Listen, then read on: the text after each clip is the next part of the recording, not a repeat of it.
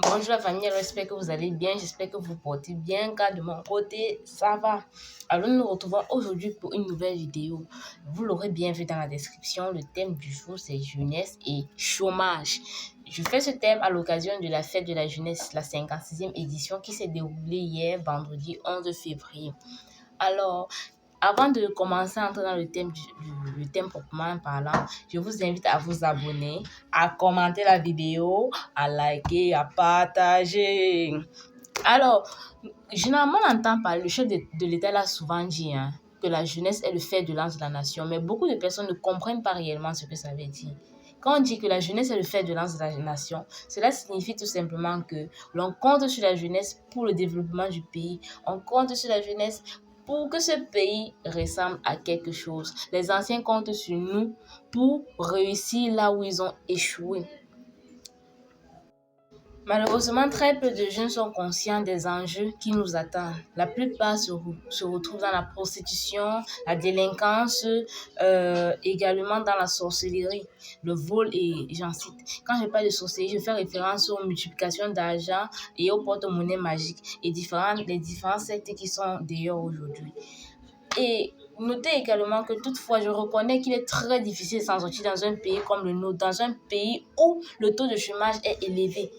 Dans un pays où il y a des difficultés, où il y a la corruption, le trafic d'influence avec tout et divers, j'en passe, il y a tellement de vices qui freinent le développement et l'épanouissement du jeune dans la société.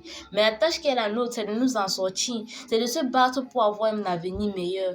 Et le jeune Camerounais, le jeune Africain doit réunir un certain nombre de critères. Il doit être déjà de 1, créatif, travailleur, discipliné et surtout rigoureux. Quand je parle de la créativité, je me réfère généralement à l'ouverture d'esprit. Par exemple, un jeune qui fait ses études dans le milieu juridique, qui ne s'attend pas à ce qu'il ira dans un cabinet d'avocat et qu'on le recrute, non. Il doit chercher à s'auto-employer, être entrepreneur, être auto-entrepreneur. Ou alors, si le milieu juridique ne colle pas avec sa peau, ce dernier peut changer de discipline et essayer de s'en sortir plutôt dans un autre domaine. Par exemple, le commerce, l'agriculture. D'ailleurs, je vous conseille d'investir dans l'agriculture. Car vous savez encore qu'au Cameroun, on importe l'huile rouge.